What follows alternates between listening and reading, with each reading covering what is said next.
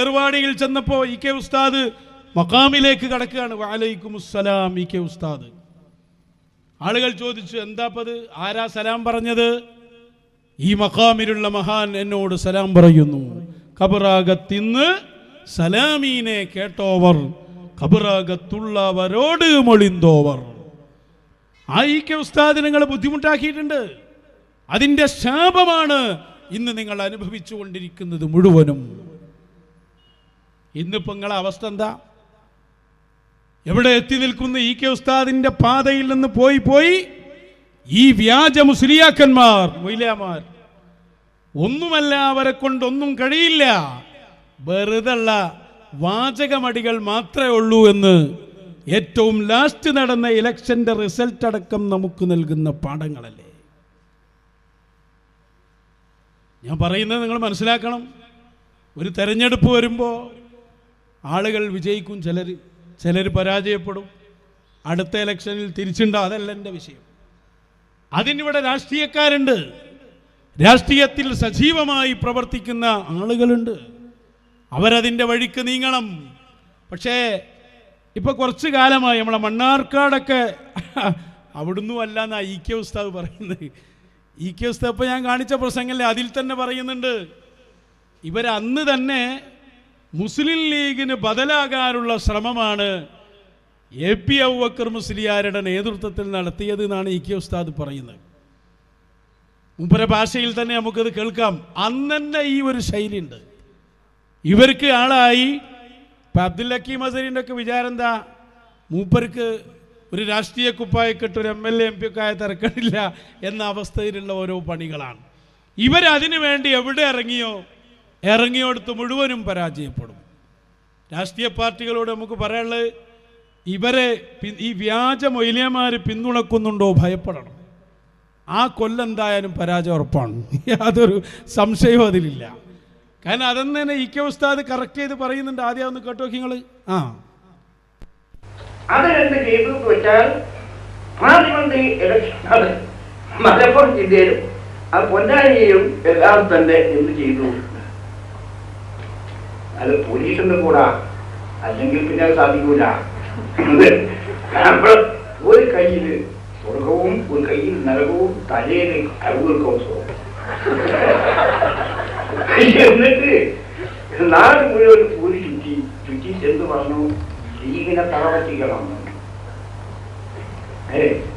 മുസ്ലിം ലീഗിനെ അതിനും തറപറ്റിക്കണം, മുസ്ലിം ലീഗിനെ തറപറ്റിക്കുന്നവർക്ക് സ്വർഗം, അതിൽ വോട്ട് ചെയ്യുന്നവർക്ക് നരകം. പെണ്ണുങ്ങളെ നിങ്ങൾ ആഹാരം തന്നെ ലീഗിന് വോട്ട് ചെയ്ത് പോയാൽ അവർക്ക് അവസരത്തിന്റെ തലയിലാണ് ഞാൻ വരില്ല. എന്താണ് മതം? എന്താണ് ഇ കെ ഉസ്താദിന്റെ കാലത്ത് തന്നെ ഇവർ ചെയ്ത പണിയാണ് ഉസ്താദ് രസകരമായി അവതരിപ്പിക്കുന്നത്. മതത്തെ കലർത്തി വോട്ട് പിടിക്കാൻ ഇറങ്ങിയ സംഭവമാണല്ലോ ഇപ്പൊ ഇ കെ ഉസ്താദ് പറയുന്നത്. വലത് കൈയിൽ സ്വർഗം, ഇടത് കൈയിൽ നരകം. എന്നിട്ട് മൂപ്പരിങ്ങനെ പോയിട്ട് പറയാണ്, ആളുകളെ മുസ്ലിം ലീഗിനെ പരാജയപ്പെടുത്തണം, മുസ്ലിം ലീഗിന് വോട്ട് ചെയ്തോ നരകന്റെ കയ്യിലുണ്ട്, ഓനെ നരകത്തിൽ കാക്കും. എതിരായിട്ടാണോ ദാ സ്വർഗം. പെണ്ണുങ്ങളെ ലീഗിന് വോട്ട് ചെയ്താൽ ഹൗദുൽ കൗസർ നിങ്ങൾക്ക് തരൂല, കാരണം അതിൻ്റെ തലയിലാണ്. അന്ന് തന്നെ വാദങ്ങൾ ഇതാണല്ലോ, വാദങ്ങൾക്ക് ഒരു കുഴപ്പമുണ്ടാവില്ല. ഒക്കെ ഒരു സംഭവം കഴിഞ്ഞാൽ അതിൻ്റെ മുഴുവൻ ക്രെഡിറ്റും പോലാവുമല്ലോ. എന്താന്ന പോലെ വിചാരം ലോകത്ത് അമേരിക്ക മുതലൊക്കെ പോലെ കയ്യിലാണ്. ഈ വിചാരത്തിലാണ് നടത്തം. ആര് ഭരിക്കണമെന്ന് ഞങ്ങൾ തീരുമാനിക്കും. ഇതല്ലേ അവസ്ഥ. അങ്ങനെ പോയതുകൊണ്ടാണ് ഇവർ കളിച്ചത് മശായിഖുമാരെ അവിടെ ആയതുകൊണ്ട് തന്നെ ഇവരേത് കാലത്തൊക്കെ രംഗത്തിറക്കിയോ ആ കാലത്തുള്ള എല്ലാ സംഭവങ്ങളും എടുത്തു നോക്കിയാലും ഇവർ പിന്തുണക്കുന്നവർ പരാജയപ്പെടുന്ന സംഭവം ഉണ്ടാവും. പിന്നെ അതിന് ശേഷം വന്ന് പറയുന്നത് ഞങ്ങളെ വോട്ട് കൊണ്ടാണ് വിജയിച്ചത്. ഇന്ന് ഓരോരുത്തരുടെ പോസ്റ്റ് ഉണ്ടാകുമ്പോൾ UDF കൺവീനറാന്ന് തോന്നിപ്പോവും. ഓരോരുത്തർ ഒന്ന് പോസ്റ്റ് ഇട്ടതാ, UDF ഉന്നതമായ വിജയം AP വിഭാഗത്തെ കൊണ്ടാണ് എന്ന്, അതുകൊണ്ട് നന്ദി പറയാൻ വരുന്നു എന്നാണ്. ഈ ഞാഞ്ഞൂല് എന്ന് പറഞ്ഞൊരു സാധനം ഉണ്ടല്ലോ, അത് പറഞ്ഞല്ലേ പണ്ട് പാമ്പ് കടിച്ച് മരിച്ച ആളെ മയ്യത്തുണ്ടോകുമ്പോൾ നോക്കിയിട്ട് കണ്ടോ എന്നോട് കഴിച്ചാൽ അങ്ങനെ ഉണ്ടാവും, പാമ്പാ കടിച്ച് അവകാശവാദം ഞാനുമില്ല എന്ന് പറഞ്ഞ പോലെയുള്ളൊരു ടീം എന്നല്ലാതെ ഇവരൊന്നുമല്ല എന്നല്ലേ ഇപ്പോഴത്തെ വർത്തമാനകാല സാഹചര്യം തെളിയിച്ചത്. ഇവരെ ലക്ഷ്യം എന്താണെന്ന് ഞങ്ങൾ കൃത്യമായിട്ട് പറഞ്ഞുതരാം. ഇവർക്ക് അധികാരങ്ങൾ വേണം, ബിസിനസ് ഉഷാറായി നടത്തണം, ആളുകളിൽ നിന്ന് പണം വസൂലാക്കണം. ഇപ്പോൾ അതാ കേരള യാത്ര എന്തെല്ലാം കുലുമാലുണ്ടാക്കണം, കീ ചെയിനൊക്കെ ഇപ്പോൾ കൊടുക്കണം, എല്ലാവരും എടുക്കണമെന്നാണ്. 30 റുപ്യാണ് ഏറ്റവും ചുരുക്കി. എന്തെല്ലാം പരിപാടികളാണ്. അങ്ങനെ അതൊക്കെ നടത്തിക്കോട്ടെ. ഈ ദീന് വിറ്റ് പൈസ ഉണ്ടാക്കലാണുള്ള വലിയ പ്രശ്നം. അതിനെന്ത് ചെയ്യും? നിലവിലുള്ള പാർട്ടികൾക്കെതിരെ പറയും, ഓൽക്കെതിരെ പ്രവർത്തിക്കും. അത് ചിലപ്പോൾ രഹസ്യമായിട്ടാവും, ചിലപ്പോൾ പരസ്യമായി തന്നെ പറയും. അബ്ദുൽ ഹക്കീം അസ്ഹരിയുടെ ഒരു അഭിമുഖം, അതിൽ വന്ന ഒരു വാക്ക് ഞാൻ നിങ്ങളെ കേൾപ്പിക്കാം. അയാൾ ശരിക്ക് പറയുന്നുണ്ട്. ഇവിടെ മുസ്ലിം ലീഗിൻ്റെ പേരെടുത്ത് പറഞ്ഞുകൊണ്ട് അയാൾ സംസാരിക്കുന്ന ഒരു ഭാഗമാണ്. അതായത് ഒന്ന് കേൾക്കി, എന്താ പറയുക ലക്ഷ്യം വ്യക്തമാണ്.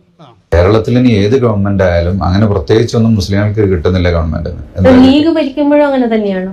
ലീഗ് ഭരിക്കുന്നത് കൊണ്ടാണ് കിട്ടാത്തതെന്ന് എനിക്ക് തോന്നുന്നത്. ലീഗ് കൊണ്ട് അങ്ങനെ മുസ്ലിങ്ങൾക്ക് പ്രത്യേകമായൊരു നേട്ടമൊന്നുമില്ല. ഇവിടെ ഇപ്പോൾ വിദ്യാഭ്യാസവും മറ്റു കാര്യങ്ങളൊക്കെ സമസ്ത ഉണ്ടാക്കിയതാണല്ലോ, അതുപോലെ MES പോലുള്ള സംഘടനകൾ ഉണ്ടാക്കിയതാണല്ലോ. ലീഗ് ഭരിച്ചത് കൊണ്ട് എന്താ പ്രത്യേകിച്ചുണ്ടായിരുന്നു? പക്ഷേ ഇപ്പൊ ഷെയ്ഖു സമസ്തയായി, രാഷ്ട്രീയം ഇപ്പൊ സമസ്ത തന്നെയാണ്. സമസ്തല്ലേ? ഏത് സമസ്ത? നിങ്ങളെ സമസ്തന്റെ വ്യാജല്ലേ? പിന്നെ അവിടെ എന്തുണ്ടാക്കാനാണ്? അപ്പോൾ ഒരാശയം ഇവിടെ കൊണ്ടുവരാണ് മുസ്ലിം ലീഗ്. അതുകൊണ്ട് ഇവിടെ എന്താ നേട്ടം ഉണ്ടായത്? അത് മുസ്ലിം ലീഗുകൾക്ക് ഇവിടെ ഒന്നും ചെയ്തിട്ടില്ലല്ലോ. വല്ലതും ചെയ്തിട്ടുണ്ടെങ്കിൽ അതൊക്കെ ഞങ്ങളല്ലേ ചെയ്തത്. ഞങ്ങൾ എന്ന് പറയുമ്പോൾ അതിൻ്റെ സമസ്ത കൂട്ടി പറയുകയാണ്, എന്നാലേ അതിനൊരു നിലവാരം ഉണ്ടാവുള്ളൂ. അതിനാണ് ഇപ്പോൾ അതിലേക്ക് കിടക്കുന്നത്. അപ്പം അന്ന് EK ഉസ്താദ് പറഞ്ഞ അതേ സംഭവം ഇന്ന് ഇവർ തുടർത്തിക്കൊണ്ടുവരികയാണ്. എന്നിട്ട് ഒരു എലക്ഷൻ വരുമ്പോൾ എല്ലാ മൊയ്ലമാരും കൂടി രംഗത്തിറങ്ങാണ്. ഇതിനെയാണ് നമ്മൾ വിമർശിക്കുന്നത്. അല്ലാതെ ഇടതുപക്ഷത്തിൻ്റെതായ ആളുകളുണ്ടാവും, അവർക്ക് വോട്ട് പിടിക്കാൻ ഇറങ്ങുക. അത് നമ്മൾ എവിടെ നിന്ന് പറഞ്ഞു? മണ്ണാർക്കാട്ടെന്ന് പറഞ്ഞു കൊടുത്തു. മണ്ണാർക്കാട് നമ്മൾ പോയിട്ട് നമ്മളെന്താ പ്രസംഗിച്ച്? ഞങ്ങൾ മണ്ണാർക്കാട് വന്നത് ജനങ്ങളെ നിങ്ങൾ ആർക്ക് വോട്ട് ചെയ്യണമെന്ന് പറയാനല്ല. നിങ്ങൾ ആർക്ക് വോട്ട് ചെയ്താലും നമുക്ക് പ്രശ്നമില്ല. കാരണം നമ്മളെ സദസ്സിൽ വരുന്നവരിൽ തന്നെ വിവിധ രാഷ്ട്രീയക്കാരുണ്ട്. പക്ഷേ ഇവിടെ ഒരു വിഭാഗം ഒരു ടീമിനെ തോൽപ്പിക്കാൻ വേണ്ടി ഇറങ്ങിയിട്ടുണ്ട്. അതുകൊണ്ട് എന്തായാലും ഓല് തോൽപ്പിക്കണം എന്ന് പറഞ്ഞ ആൾ ജയിക്കും, അതിൽ തർക്കമൊന്നുമില്ല. കാരണം എന്താ? ഓൽക്കൊരു സംഭവം ഇതിലില്ല. എന്നിട്ട് എലക്ഷൻ വന്നു, മണ്ണാർക്കാട് വിഷയം നടക്കുകയാണ്. അന്ന് തെരഞ്ഞെടുപ്പ് നടക്കുമ്പോൾ ഒരു ചങ്ങായിൻ്റെ പ്രത്യേക അറിയിപ്പ്. എന്താ മണ്ണാർക്കാട്ട് അവസ്ഥ? വെള്ളവസ്ത്രധാരികളായ ആളുകൾ, പറുതയിട്ട പെണ്ണുങ്ങൾ മണ്ഡലം ഒന്നാകെ ഒഴുകുകയാണ്. അപ്പോൾ സംഭവം എന്താ? കോഴിക്കോട്ടുനിന്നും മലപ്പുറത്തുനിന്നൊക്കെ വണ്ടി കയറി മണ്ണാർക്കാട്ട് പോയതാണ്. ഒറ്റൊന്നിനവിടെ വോട്ടില്ല. ഇത് വോട്ട് ചെയ്ത് തന്നെ വിജയിപ്പിക്കണ്ടേ? സമ്മേളനത്തിന് 4 സ്ഥാപനത്തിൽ നിന്ന് അവിടുന്ന് ഇവിടുന്ന് ആളെ കൊണ്ടുവന്ന് വിജയിപ്പിക്കുന്ന പോലെ ഇത് നടക്കുമോ? അത് നടക്കൂല. വെറുതെ അങ്ങോട്ട് അടിച്ചു വിടന്നെ. എന്നിട്ട് ഒരു പറച്ചിലും മലക്കുകൾ വോട്ട് ചെയ്യാൻ വരുന്നു. മലക്കും ജിന്നും. എന്നിട്ട് ടയർ പഞ്ചറാകലും എന്തൊക്കെ ആയിരുന്നു ഒന്ന്. മറ്റേ ആൾ ദ്വാരക്കലും അല്ലാഹുമ്മ അൻതൽ മുസ്തആൻ, ഞങ്ങൾക്ക് സഹായം ആവശ്യമായ സമയമാണ്, ലീഗിനെതിരെ ഞങ്ങളെ സഹായിക്കണേ. ഇപ്പം തന്നെ ഈ ഇലക്ഷനിൽ കുത്തുബിയത്ത് നടത്തിനത്രേ. എന്തെല്ലാം ഒപ്പിച്ചുവർ. ചിലരെ FP ഒക്കെ അതിനു വേണ്ടി മാത്രം വർക്ക് ചെയ്തു. എന്താ സംഭവിച്ചത്? ഇവിടെ വലിയൊരു പാഠം ഇവിടെ ഉണ്ടായി. എന്താ ഉണ്ടായ പാഠം? ഇത്തരം മൊയ്ലിയമാര്, മുസ്ലിയാക്കന്മാര് ഇവിടെ വട്ടപൂജ്യമാണ് എന്ന് സമൂഹം വിലയിരുത്തി. ഇനി നിങ്ങൾക്ക് വല്ല ക്രെഡിറ്റും വേണമെങ്കിൽ ഒരു ഏർപ്പാട് ഞാൻ പറഞ്ഞുതരാം. അടുത്ത എലക്ഷൻ നിയമസഭ വരാണല്ലോ, അബ്ദുൽ ഹക്കീം അസ്ഹരി ഒരു സ്ഥാനാർത്ഥിയായി നിൽക്കട്ടെ. നിങ്ങൾ ഏറ്റവും കൂടുതലുള്ളവർക്ക് നിന്നാൽ മതി. എന്നിട്ട് നിങ്ങളെല്ലാവരും ഇറങ്ങിയിട്ട് മൂപ്പരാണ് വിജയിപ്പിക്കുക. എന്നിട്ട് നിങ്ങൾ പറയും ഇത് ഞങ്ങൾ വോട്ട് ചെയ്ത് വിജയിപ്പിച്ചതാണ്. ഞാഞ്ഞൂലിൻ്റെ സ്വഭാവം വിട്ടേക്ക്. അതൊന്നും നടക്കില്ല. പണ്ടേ നിങ്ങൾ ഏർപ്പാടാണ്. അപ്പോൾ ഇപ്പോൾ നോക്കുങ്ങൾ, ഞാൻ കൂടുതലൊന്നും അതിൽ പറയണില്ല. 2-3 ആളുകൾ ഇതിനായി നിന്ന ചിലരുണ്ടായിരുന്നു. അതിൽപ്പെട്ട പ്രധാന ഒരാളാണ് വഹാബ് സഖാഫി. അയാളൊക്കെ തെരഞ്ഞെടുപ്പ് ഗോതയിൽ തന്നെ ഇറങ്ങി എന്നും പോസ്റ്റായിരുന്നു. തെരഞ്ഞെടുപ്പ് തുടങ്ങിയ പ്രഖ്യാപനം വന്ന് കുറച്ച് ഇതുവരെയുള്ള ടൈം എടുത്തു നോക്കിയാൽ അതിൽ മുഴുവനും ഇങ്ങനത്തെ വിഷയങ്ങളാണ്. മൂപ്പർക്ക് അക്കാലത്ത് ജമാഅത്തെ ഇസ്ലാമിയോടൊക്കെ എന്തൊരു വെറുപ്പായിരുന്നു പറയും. ജമാഅത്തെ ഇസ്ലാമിയോട് ബന്ധം പാടില്ല. അപ്പോൾ ഏതോ റിപ്പോർട്ട് വന്നതാണ്, മുസ്ലിം ലീഗുമായിട്ട് ചില സ്ഥലങ്ങളിലൊക്കെ എന്തോ തീരുമാനമുണ്ട് എന്ന് വാർത്ത കേട്ടതാ. അപ്പോൾ ഈ ലീഗിനെ നശിപ്പിക്കണമെന്ന് നേരത്തെ തീരുമാനമെടുത്ത് ഇഹ്റാമ് ചെയ്തിരിക്കുന്ന ടീമാണല്ലോ. മുജാഹിദിനെ കുറിച്ച് വർത്താനം ഇല്ലേനും അതിനെക്കുറിച്ച് വർത്താനൊന്നുമില്ല. ജമാഅത്തെ ഇസ്ലാമിയെ ചെയ്യാൻ പാടില്ല, അടുക്കാൻ പാടില്ല, അതിൻ്റെ പോസ്റ്റുകൾ ഇങ്ങനെ ഇടാണ്. തെരഞ്ഞെടുപ്പ് പ്രചരണത്തിന് വേണ്ടി പഴയ കാലത്ത് എ പി അബൂബക്കർ മുസ്ലിയാർ നടത്തിയൊരു പ്രസംഗം അദ്ദേഹത്തിൻ്റെ FB-യിൽ പോസ്റ്റ് ചെയ്തിരുന്നു. ഇപ്പോഴുണ്ട്. ആ പ്രസംഗം ഒന്ന് കേൾപ്പിച്ചു കൊടുക്കുക. അയാൾ വെച്ച പ്രസംഗം ഞാൻ കേൾപ്പിക്കുകയാണ്. വെക്കട്ടെ. സുന്നത്തുമായിട്ടുള്ള ഐക്യം, സുന്നി ഐക്യം, സുന്നി ഐക്യം അതിവിടെ വേണം. അതിന് എന്ത് വില കൊടുത്തും ഞങ്ങൾ പ്രവർത്തിക്കുകയും ഞങ്ങൾ സുന്നത്ത് ജമാഅത്തിന്റെ ആ കൊടിക്കീഴിൽ ജനങ്ങളെ അണിനിരത്തുകയും ചെയ്യും. അതിലെല്ലാവരും സഹകരിക്കുക, എല്ലാവരും കൂടുക, ഞങ്ങൾ അങ്ങോട്ടും കൂടണം. സുന്നത്ത് ജമാഅത്തിന് വേണ്ടി മാത്രം, അല്ലാത്തതിൽ ഞങ്ങൾക്ക് നിർവാഹമല്ല. റസൂലുള്ളാഹിന്റെ കുബ്ബ വളർത്തി കഴിയണമെന്ന് പറയുന്നവരെ കൂടെ കൂടാൻ ഞങ്ങൾക്ക് നിർവാഹമില്ല. റസൂലുള്ളാഹിന്റെ ബദൽ പറയുന്ന ആളുകൾ അത് തെറ്റിപ്പോയി എന്ന് പറയുന്നവരെ കൂടെ ചെല്ലാൻ ഞങ്ങൾക്ക് വഴിയില്ല. അതുപോലെ ഭീകരവാദം വേണമെന്ന് പറയുന്ന ആളുകളെ കൂടെ ചേരാൻ ഞങ്ങൾക്കൊരിക്കലും സാധ്യമല്ല. വഹാബ് സഖാഫിയുടെ തെരഞ്ഞെടുപ്പ് പ്രചരണത്തിൽ അദ്ദേഹം വെച്ച ക്ലിപ്പാത്. അതിലൂടെ എന്താ പറയുന്നത്? ജമാഅത്തെ ഇസ്ലാമിയോട് ആരെങ്കിലും യോജിച്ച് നിൽക്കുന്നുണ്ടെങ്കിൽ അവർക്ക് വോട്ട് കൊടുക്കരുത്, അവരോട് ഐക്യമില്ല. ഇത് പറയാൻ ഇവർക്ക് ഇന്ന് എന്ത് അധികാരമുള്ളത്? മുസ്ലിം ലീഗിന്റെ അവിടെ കേട്ടോ, അതൊരു രാഷ്ട്രീയ പാർട്ടിയാണ്, വലിയ മതത്തിന്റെ പാർട്ടിയാണ്. നിങ്ങളിപ്പോൾ എവിടെയുള്ളത്? വഹാബ് സഖാഫി അടക്കമുള്ളവരൊക്കെ പ്രതികരിക്കണം. മുജാഹിദ്, ജമാഅത്തെ ഇസ്ലാമി തുടങ്ങിയ എല്ലാ അലപരാധികളോടും ഫുൾ ഐക്യത്തിലല്ലേ നിങ്ങൾ അതിൻ്റെ അപ്പുറം പോയി. നിങ്ങൾക്ക് ഐക്യമാണെങ്കിൽ ഇപ്പോൾ പ്രശ്നമൊന്നുമില്ല. ഇബ്നു തൈമിയ്യല്ലേ നേതാവ്? മുജാഹിദിൻ്റെ മൗലവിയല്ലേ ക്ലാസ് എടുക്കുന്നത്? ഇപ്പോൾ നമ്മളെന്താ പറയത്തെന്ന് വെച്ചാൽ അക്ലാസ് എടുത്ത മൗലവിനേക്കാൾ വല്ല മുജാഹിദാണ് പേരോട്. പിന്നെ പറഞ്ഞതിൽ അർത്ഥമല്ലല്ലോ. അവിടെ ഇപ്പോൾ സംഗതിയുള്ളത് നിങ്ങൾ നോക്ക്. ജമാഅത്തെ ഇസ്ലാമിയോട്, മുജാഹിദിനോട് ഞങ്ങൾക്ക് ഐക്യമില്ല, അല്ലാഹുവിൻ്റെ റസൂലിനെ സാധാരണക്കാരനാണ് എന്ന് പറയുന്നവരോട് ഞങ്ങൾക്ക് യോജിക്കാൻ കഴിയില്ല. ഈ പ്രസംഗം ഇപ്പോൾ പോസ്റ്റ് ചെയ്തിട്ട് കാര്യമില്ല, ഞങ്ങൾ മാറിയിട്ടുണ്ട്. എറണാകുളത്ത്, കോഴിക്കോട്ട് പൗരത്വ സമരം നടന്നില്ലേ? സമരം നടന്നപ്പോൾ ആരാ ഇനി അതിന് ബാക്കി? എല്ലാവരും കൂടിയില്ലേ? ഒന്ന് കേൾപ്പിച്ചു കൊടുക്ക്. അന്നത്തെ ആ സദസ്സൊന്ന് കാണിച്ചാൽ മതി. അതിൽ തന്നെ കാണാം. ആണോ? എ പി അബൂബക്കർ മുസ്ലിയാരാണ് പ്രസംഗിച്ചുകൊണ്ടിരിക്കുന്നത്. എ പി അബൂബക്കർ മുസ്ലിയാർ എറണാകുളത്ത് പ്രസംഗിച്ചുകൊണ്ടിരിക്കുമ്പോൾ ഈ പറഞ്ഞ മുഴുവൻ ആളുകളും അതിലുണ്ട് ഇല്ലേ? ഓരോന്നാ നോക്കിക്കോളി നിങ്ങൾ. ഓരോരുത്തരെ നോക്കിയാ വ്യക്തമായിട്ട് കാണതാ. അവിടെ നിന്ന് പോസ്റ്റ് ആ ഇരിക്കുന്ന സാധനമാണ്, ആ നടുവിലിരിക്കുന്ന സാധനം ആ ജമാഅത്തെ ഇസ്ലാമിൻ്റെ അമീർ. ഇതിലെങ്ങനെ കാന്തപുരത്തി? അതിൻ്റെ പുറത്തിരിക്കുന്ന ആൾ TP അബ്ദുള്ള കോയ മദനിയാണ്. അയാളെങ്ങനെ എത്തി? ജമാഅത്തെ ഇസ്ലാമിയുടെ അമീർ വരെയുള്ള ഏറ്റവും വലിയ സമ്മേളനത്തിൽ കാന്തപുര അബൂബക്കർ മുസ്ലിയാർ പങ്കെടുത്തപ്പോൾ ജമാഅത്തെ ഇസ്ലാമിയുടെ തീവ്രവാദ നിലപാട് എന്തേ ചർച്ച ചെയ്യാത്ത?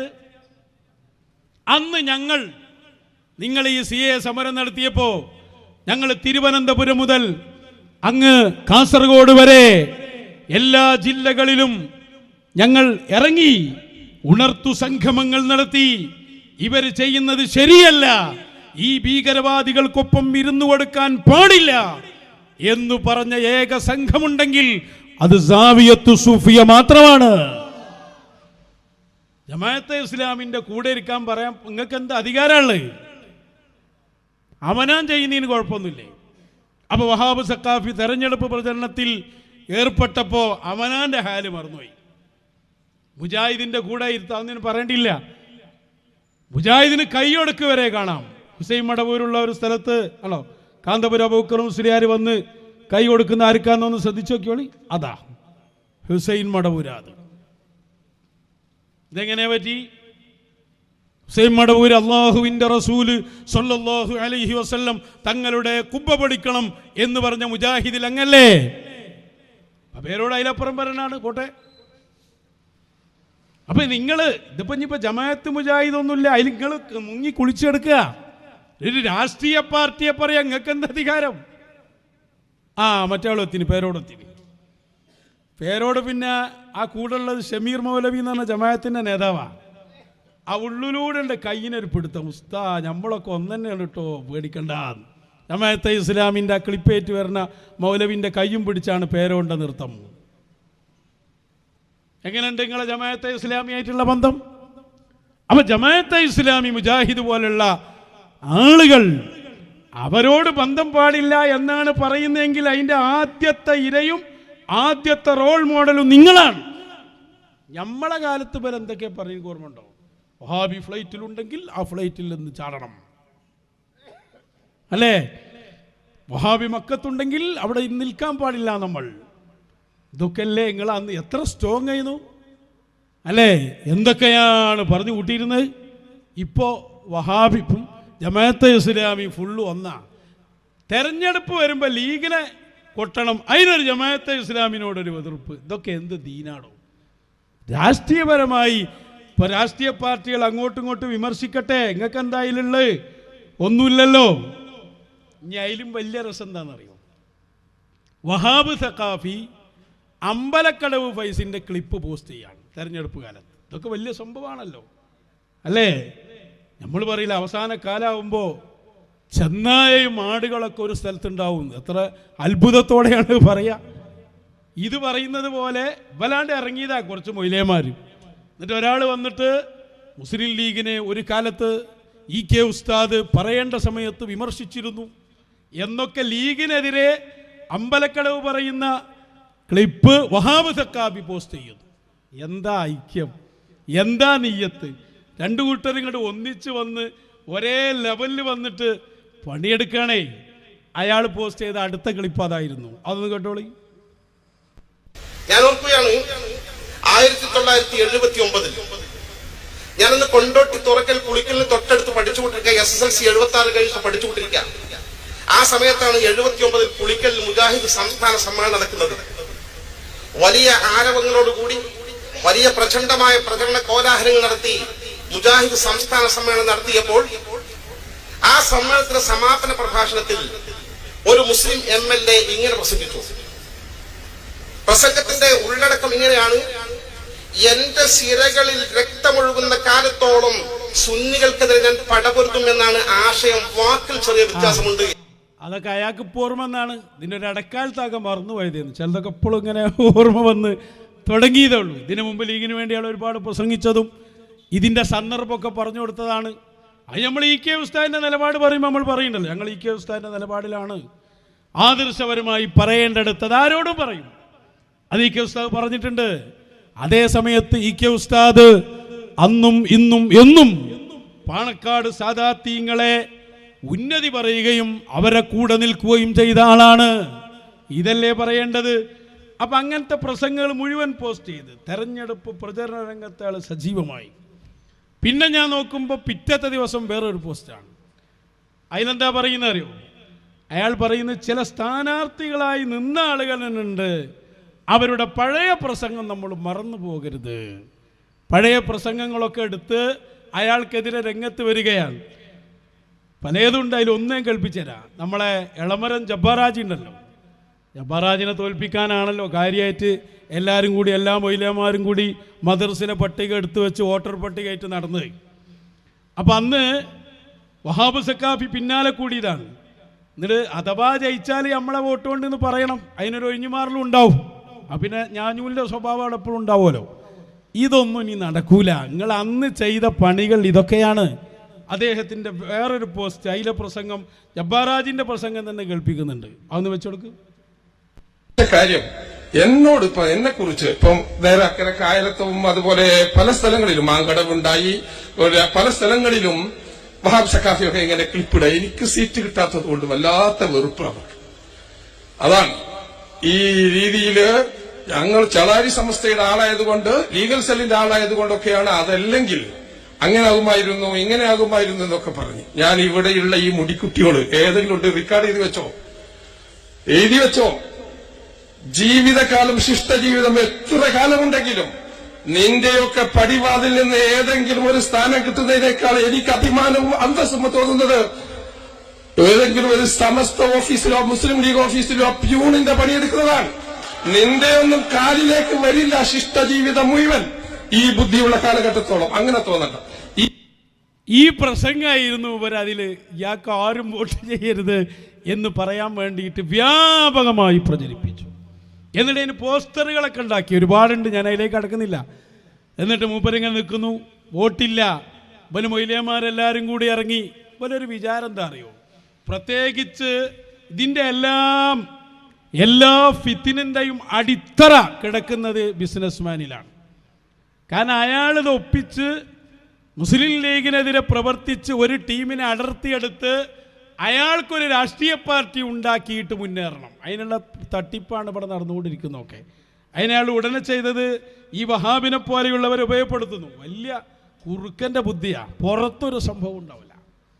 പുറത്തിങ്ങനെ കാണുന്നു, സ്വാദിക്കലി തങ്ങളെ ഫോട്ടോ വിടുന്നു, ഇടക്കിടക്ക് പേച്ച് ലീഗിനെ കൊണ്ട് കാര്യമില്ല എന്നാണ് പറഞ്ഞു പോകും. ഇങ്ങനെയൊക്കെയുള്ള ഒരു മായാജാലത്തിലാണ് അയാൾ ജീവിച്ചത്.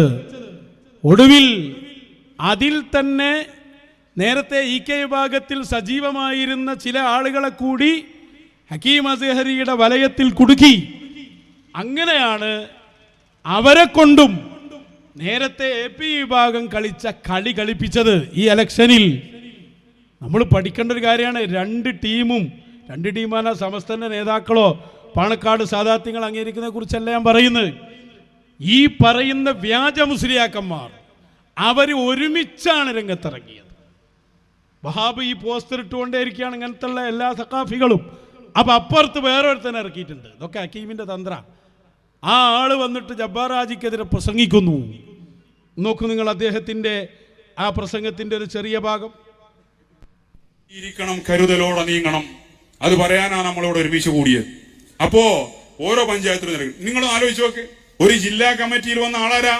സുപ്രഭാതത്തിനെതിരെ ശത്രുക്കൾ പോലും, ഇവിടുത്തെ SSF പോലും സുപ്രഭാതത്തിനെതിരെ രൂക്ഷമായി ഇതുപോലെ വിമർശിക്കുന്നത് ഞാൻ കണ്ടിട്ടില്ല. വഹാബികൾ പറയുന്നത് കണ്ടിട്ടില്ല. സുപ്രഭാതം പത്രത്തിനെതിരെ ഇവിടെ ഒരു രാഷ്ട്രീയ പാർട്ടിയുടെ നേതാക്കൾ പോലും ഇതുപോലെ രൂക്ഷമായി വിമർശിക്കാറില്ല. അതിനേക്കാൾ കടുത്ത ഭാഷയിൽ പരസ്യമായി സുപ്രഭാതത്തെ മഹല്ലത്തുകളിൽ നിന്ന് തുടച്ചു നീക്കാൻ വേണ്ടി പരസ്യാഹ്വാനം ചെയ്ത വ്യക്തിയാണ് ഒരു ജില്ലയുടെ പ്രധാന ഭാരവാഹിയായി നിയമിക്കപ്പെട്ടിരിക്കുന്നത്. അയാൾ സമസ്തക്ക് എന്ത് ഗുണ ചെയ്യാൻ പോണത്? സമസ്തയുടെ സെക്രട്ടറിക്കെതിരെ കമ്മ്യൂണിസ്റ്റ് ആരോപണം നടത്തിയവൻ, സഖാവെന്ന് ആക്ഷേപിച്ചവൻ, അവനാ SMFന്റെ ജില്ലാ ഭാരവാഹി. ഇത് വിളിച്ചു പറഞ്ഞാൽ നമ്മൾ മരക്കുറ്റി, നമ്മൾ ഷജറ. അപ്പോ ഇയാള് രംഗത്തിറങ്ങി. ഇയാള് വഹാബ് സഖാഫി ഇതെല്ലാം ഒരു ടീമായതാ. അങ്ങനെ എന്ത് ചെയ്ത് ഇയാള് പ്രചരണ രംഗത്ത് സജീവമായി. അങ്ങനെ അയാളുടെ ചാനലിൽ അയാൾ പറഞ്ഞു, ഈ തെരഞ്ഞെടുപ്പ് എന്ന് പറയുമ്പോൾ എല്ലാ വാർഡിലും നമ്മൾ അവിടുത്തെ ഭൗതികമായ കാര്യങ്ങൾ മാത്രം നോക്കിയാൽ പോരാ, മതപരമായി നോക്കിയിട്ട് ഇപ്രാവശ്യം വോട്ട് ചെയ്യാവൂ എന്നാണ്. ഇവർ കൊണ്ടുവന്ന് മതത്തിനെ അതിലേക്ക് ചേർക്കുകയാണ്. ഇതിൻ്റെ പിന്നിൽ ഇവരാണ്. കേട്ടോളൂ, ഇയാൾ തന്നെ അടുത്ത് ഈ തെരഞ്ഞെടുപ്പിൽ നമ്മൾ സ്വീകരിക്കേണ്ട നയം എന്ന് പറഞ്ഞുകൊണ്ട് തന്നെ പ്രസംഗിച്ചു. അതിൽ പറയുന്നത് കാണാം. ബഹുഭൂരിഭാഗം വരുന്ന സുന്നികളും അതിൽ കൂടുതൽ പേരും സമസ്ത കേരള ജമിയത്തുൽ ഉലമയെ ആദർശ പ്രസ്ഥാനമായി കാണുന്നവരുമാണ്.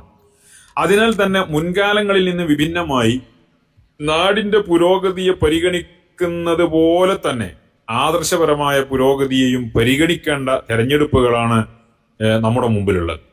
അതിനാൽ നമ്മുടെ വാർഡിലേക്ക് നിയോഗിക്കപ്പെടുന്ന സ്ഥാനാർത്ഥികളിൽ ഭൗതിക സേവനം വിലയിരുത്തുന്നതോടൊപ്പം നമ്മുടെ ആദർശ പ്രസ്ഥാനമായ സമസ്ത കേരള ജമിയത്തുൽ ഉലമയുടെ പ്രവർത്തനങ്ങൾക്ക് ഇദ്ദേഹത്തിന്റെ സ്ഥാനാർത്ഥിത്വവും വിജയവും ഏത് രീതിയിൽ ബാധിക്കും എന്നതുകൂടെ നമ്മൾ വിലയിരുത്തേണ്ടതാണ്.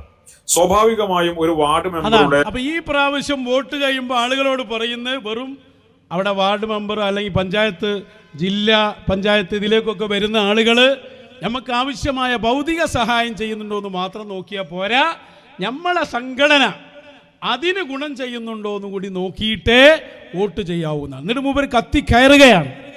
അതിൽ പിന്നെ മഹാനരായ പാണക്കാട് സ്വാദിഖലി തങ്ങളെ അദ്ദേഹം കുത്തിയിട്ട് പറയുന്നുണ്ട്, ചിലരൊക്കെ നമ്മളെ ആളുകളാന്ന് പറഞ്ഞ് രംഗത്ത് വരും, പുഞ്ചിരിച്ചു വരും, മധ്യസ്ഥന്റെ റോളിൽ വരും, പറ്റിക്കുകയാണ് നമ്മളെ എന്നൊക്കെ തങ്ങൾക്കെതിരെയും പറയുന്നുണ്ട്.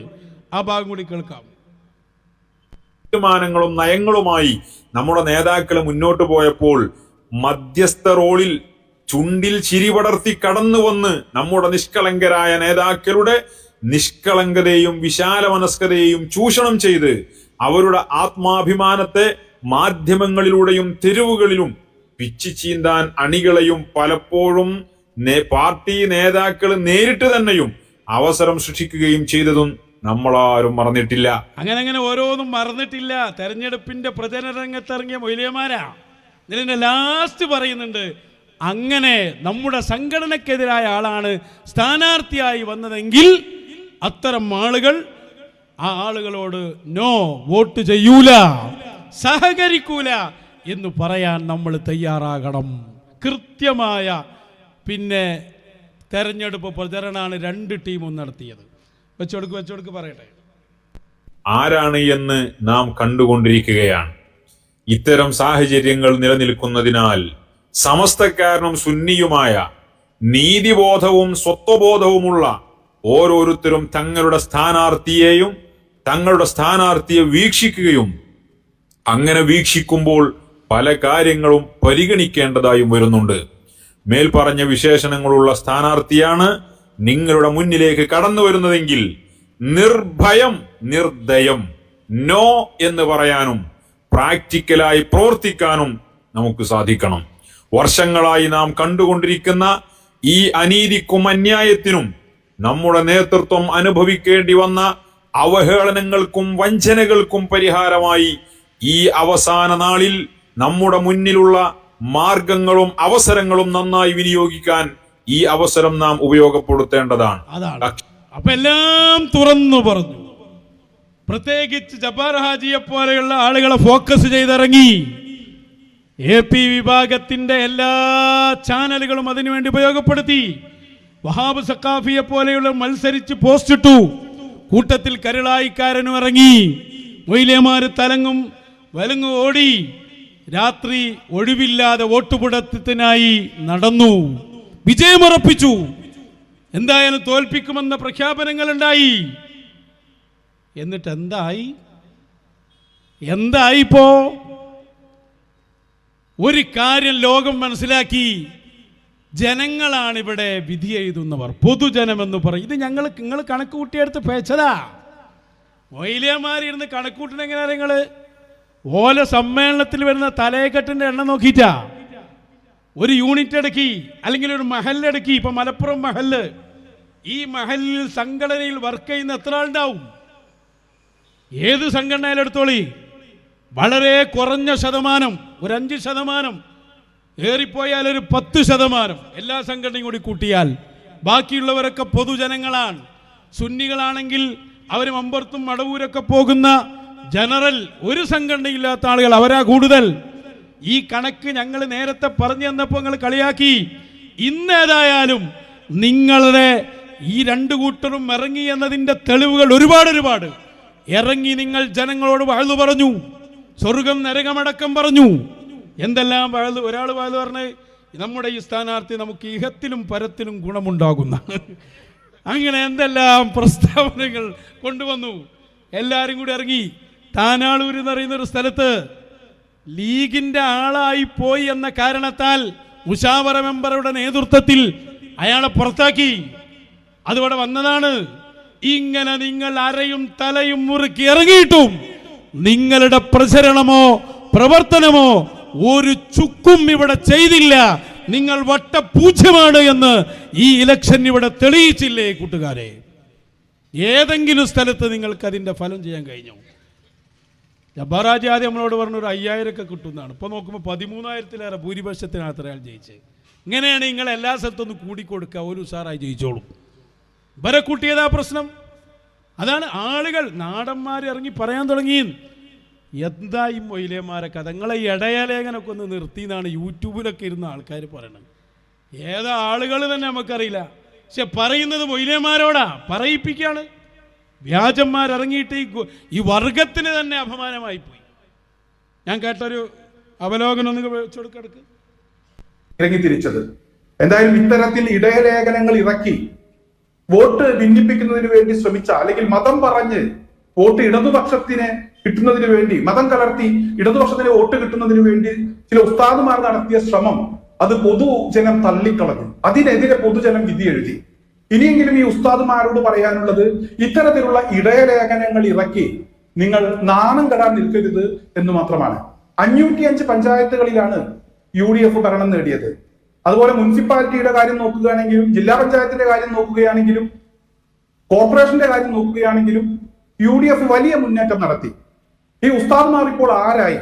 അവർക്ക് എന്ത് വിലയാണ് ഇവിടെ സമുദായത്തിന്റെ ആളുകൾ തന്നെ കൽപ്പിച്ചു കൊടുത്തത്? എന്ത് വിലയാണ് അവർക്കുണ്ടായത്? അവരുടെ കൊടുത്തിട്ടില്ല സാറേ, മുഴുവനായിട്ട് പരാജയം മാത്രമേ അവർക്ക്. ഓലിങ്ങനെ വിചാരിച്ച കണക്കുകൾ പേച്ചുപോയി. ദുനിയാവ് തന്നെ അവസ്ഥ. അല്ല പറയുന്നല്ലോ, ഞാൻ ഇത്രയാണ് അതാണെന്നൊക്കെ വിചാരിച്ച ആഖിറത്തിലെത്തിയാൽ അവരെ കണക്ക് കൂട്ടലുകൾ തെറ്റാന്ന് ബോധ്യപ്പെടുന്നു. ഇവിടെ തന്നെ ബോധ്യപ്പെട്ടു. ലിസ്റ്റ് എടുത്ത് ഓരോരുത്തരൊക്കെ റിസൾട്ടിൻ്റെ നേരം ദിവസം എന്നെ വിളിക്കുക, നാളെ ഞങ്ങളുടെ ആഘോഷമായിരിക്കും, ഞങ്ങൾ 2 കൂട്ടരും കൂടി ഒന്നിച്ചിറങ്ങിയതാണ്. 2 കൂട്ടരല്ല, ഉറപ്പിച്ചങ്ങൾ പറഞ്ഞേക്കാ, ഇവിടെ പൊതുജനമാണ് വിധി എഴുതുന്നത്. പൊതുജനം എന്ന് പറയും നിങ്ങളെ സംഘടനയിൽപ്പെട്ട ആളുകളൊന്നുമില്ല. പ്രത്യേകിച്ച് ഇവിടെ മുസ്ലിം ഉമ്മത്ത് പ്രത്യേകമായി ആദരവ് നൽകുന്ന സാദാത്തീങ്ങളുണ്ട്. പാണക്കാട് സാദാത്തീങ്ങൾ, അവർക്കുള്ള ആദരവ് അതേതെങ്കിലും രാഷ്ട്രീയ ഭാഗത്തുകൂടി മാത്രമുള്ളതുമല്ല.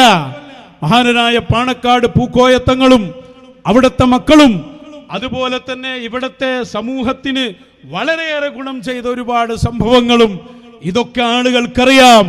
അവരെ മറികടന്ന് നിങ്ങളെന്തോ ഇവിടെ ഉണ്ടാക്കിയെടുക്കാനാലും മൊയ്ലിയമാര് വിചാരിച്ചാൽ നടക്കുമെന്ന നിങ്ങളുടെ അഹങ്കാരത്തിനേറ്റ വൻ തിരിച്ചടിയാണ് ഈ സമയത്തെ തെരഞ്ഞെടുപ്പ് ഫലം. ഇനിയെങ്കിലും ഒന്ന് ബോധം ഉൾക്കൊള്ളുക. ഇനിയെങ്കിലും മർക്കസിൽ പോയി ദ്വാ സമ്മേളനം നടത്താതിരിക്കുക. ഈ വിഭാഗത്തോടും ഞാൻ പറയാണ്, ഈ ഇപ്പം പറഞ്ഞ കരുളായിക്കാരൻ്റെ നേതൃത്വത്തിലുള്ള ടീമുണ്ടല്ലോ, ഓരോടും പറയാണ്, നിങ്ങൾ പണ്ടൊക്കെ EK ഉസ്താദിനെ അംഗീകരിച്ച് നടന്ന ടീമല്ലായിരുന്നോ? EK ഉസ്താദിനേക്കാൾ വലിയ ബുദ്ധി എന്തിനാ നിങ്ങൾ തിരഞ്ഞെടുക്കുന്നത്? EK ഉസ്താദ് പാണക്കാട് സാദാത്തീങ്ങളെ ചേർത്ത് പിടിച്ച ആളുകളല്ലേ, അതെന്തിനാ നിങ്ങൾ മറക്കുന്നത്? EK ഉസ്താദ് AP വിഭാഗം സുന്നിയല്ലെന്നും അവരോട് സഹകരിക്കരുത് എന്നും പറഞ്ഞതല്ലേ? എന്തിനാ നിങ്ങൾ ഹക്കീമിൻ്റെ മൂട് താങ്ങാൻ പോകണം? എന്തിനാ നിങ്ങൾക്ക് അതിൻ്റെ ആവശ്യം? ഓലേതായാലും നശിച്ച് തീരാനുള്ളതാണ്, യാതൊരു സംശയവുമില്ല. ഓലെ എല്ലാവരും കൂടി അവലംബാക്കിയ ഒരു വ്യക്തിയുടെ പേരിൽ നിലക്കാണ്. അത് പോയാൽ ഇത് കഴിഞ്ഞ് പതനൊക്കെ ഉണ്ടായി എന്നൊക്കെ പറഞ്ഞാൽ എന്തോ ആൾക്കൂട്ടം ഉണ്ടാവില്ല എന്നല്ല, അതൊക്കെ ആർക്കും ഉണ്ടാക്കാം. ആദർശം ഉണ്ടാവില്ല. ആദർശമില്ലാത്ത ആൾക്കൂട്ടം കൊണ്ട് എന്താ കാര്യം? അപ്പോൾ ഓരോട് പറയാനുള്ളത്, നിങ്ങൾ നല്ല നിലക്കാക്ക വിട്ട EK ഉസ്താദിൻ്റെ സരണിയിൽ തന്നെ നിൽക്കി. EK ഉസ്താദിൻ്റെ മഹത്വം അതൊക്കെ നിങ്ങൾക്കല്ലേ ഞങ്ങളെക്കാൾ കൂടുതൽ അറിയാം. നിങ്ങളല്ലേ ഒരുപാട് കാലം പറഞ്ഞു നടന്നിരുന്നത്. ഞങ്ങളന്ന് EK ഉസ്താദിൻ്റെ എതിർചേരിയിൽ നിന്ന ആളുകളാ. പക്ഷേ മശായിഖന്മാർ ഞങ്ങളോട് EK ഉസ്താദിൻ്റെ മഹത്വം പറഞ്ഞ് അവരെക്കുറിച്ച് പറയണമെന്ന് പറഞ്ഞപ്പോൾ അത് പറയാൻ ഞങ്ങൾ ചെയ്തത്. ഇപ്പം നിങ്ങൾക്ക് ഏതായാലും ബോധ്യപ്പെട്ടില്ലേ? പൊതുസമൂഹവും ജനങ്ങളും പ്രതിപക്ഷം പോലും ഇല്ലാതെ ജബ്ബാറാജി ഭരിക്കാൻ പോകണമെന്ന് പറഞ്ഞു. അപ്പോൾ ഈ രൂപത്തിലേക്ക് നിങ്ങൾ ആക്കിക്കൊടുത്തതല്ലേ, എന്തിനാ നിങ്ങൾ ഇതിലിറങ്ങിയത്? അതുകൊണ്ട് ഇനിയെങ്കിലും മനസ്സിലാക്കുക, നിങ്ങൾക്കെന്തോ ചെയ്യാൻ കഴിയും. വെറുതെ വിചാരിക്കുക, ഒന്നും ഒരു ചുക്കും ചെയ്യാൻ കഴിയില്ല, ഭൗതികമായി തന്നെ ചെയ്യാൻ കഴിയില്ല. ഇപ്പം നിങ്ങളെ സ്ഥാപനം നടത്തുന്നവരെ കിടന്ന് അടങ്ങാറാകാണ്. ആളുകൾ വരുമ്പോൾ നിങ്ങൾക്കൊന്നും ചെയ്യാൻ കഴിയണില്ല. ഭൗതികമായി തന്നെ നിങ്ങൾക്ക് ഇനി എന്തൊക്കെ വരാൻ കെടുക്കാൻ ഇവിടെ. അതുകൊണ്ട് നിങ്ങൾ ഏടക്ക് തൊട്ടോ അവിടെയൊക്കെ പരാജയപ്പെടും. കാരണം ഒരു മദതും നിങ്ങൾക്കില്ല, ഒരു സഹായവും. പ്രത്യേകിച്ച് പാണക്കാട് സാദാത്യങ്ങളെ ഓപ്പോസിറ്റിൽ നിർത്തി നിങ്ങൾക്കൊന്നും ഒരു ചുക്കും ചെയ്യാൻ കഴിയില്ല. മണ്ണാർക്കാട്ട് നിങ്ങൾ പാഠം ഉൾക്കൊള്ളണ്ടേ? അത് അന്ന് പറഞ്ഞതില്ലേ നിങ്ങൾക്കിത്? എന്നിട്ട് ഇങ്ങോട്ട് എനിക്ക് ഇതിൽ ഏറ്റവും പ്രശ്നമായി വരുന്ന എന്താ അറിയോ? ഇവരിങ്ങോട്ട് നന്നാകാൻ വരും. ഇപ്പം അടുത്ത് ഈ എളമരം സഖാഫി എല്ലാവരും കൂടി പ്രസ്താവന ഇറക്കിയ സ്ത്രീകളെ രംഗത്തിറക്കരുത്. സ്ത്രീകളെ രംഗത്തിറക്കുന്നത് എന്നുള്ളത് ശരിയാണ്. അതാരിറക്കിയാലും പ്രശ്നമാണ്, ഇറങ്ങണമല്ലോ, ശ്രദ്ധിക്കണം. അതേ സമയത്ത് ഇത് പറയാൻ എ പി വിഭാഗത്തിൽ എന്താ, അവർക്ക് ഇതിലൊരു വയസ്സുമില്ല. കാരണം എന്താ, ഓല മർക്കസ് നോളേജ് സിറ്റില്ലേ അവിടെ നടക്കുന്ന പൂരത്തിൻ്റെ അവസ്ഥ ഇപ്പം എന്താ, അതിൻ്റെ ഉള്ളിൽ നടക്കുന്ന സെമിനാറുകളുടെ കഥ എന്താ. പണ്ട് EK സുലൈമാൻ ഉസ്താദ്, നമ്മുടെ നേതാവ് സുലൈമാൻ ഉസ്താദ് വന്നിട്ട് ഇവരോട് പറഞ്ഞു, എന്ത് പണിയാണോ ഈ ചെയ്ത്? സുലൈമാൻ ഉസ്താദ് ചോദിച്ചല്ലോ അവരോട്. പക്ഷെ ഇന്ന് വരെ മറുപടി പോലും കൊടുക്കാൻ കഴിയാതെ നോളേജ് സിറ്റിയിൽ സ്ത്രീകളെയും പുരുഷന്മാരെയും ഒന്നിച്ചിരുത്തി പ്രോഗ്രാം സംഘടിപ്പിച്ചവരാണോ രാഷ്ട്രീയക്കാരെ പഠിപ്പിക്കാൻ വരുന്നത്? അതിൻ്റെ ഒക്കെ പുറമെ നിങ്ങൾക്ക് ഓർമ്മല്ലേ, ഒന്നരായ നമ്മുടെ ശൈഖുന, ആ ശൈഖുനയും അവിടുത്തെ